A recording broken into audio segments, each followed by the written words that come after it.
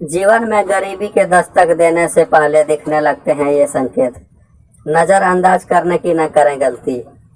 आज हम आपको कुछ ऐसे संकेतों के बारे में बताने जा रहे हैं जो आपको उस समय दिखाई देते हैं जब आपके जीवन में कंगाली या फिर गरीबी का आगमन होने वाला होता है। शायद ही कोई ऐसा हो जिसे आचार्य चाणक्य के बारे में मालूम ना हो। उन्हें अपने समय के सबसे ज्ञानी और विद्वान पुरुष के तौर पर भी जाना जाता था।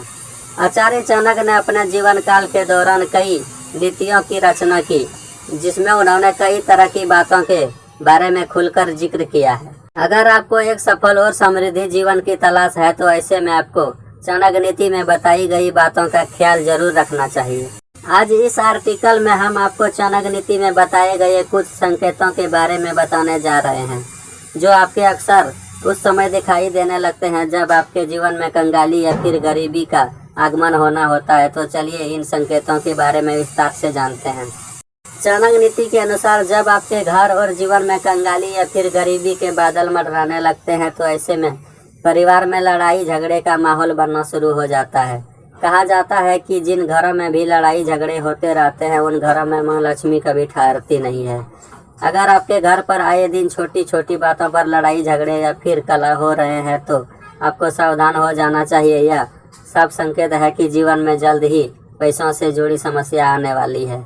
ऐसा वस्तु है जो कभी भी टूट सकता है, लेकिन समस्या उस समय से शुरू हो जाती है जब यह बार बार टूटने लगता है।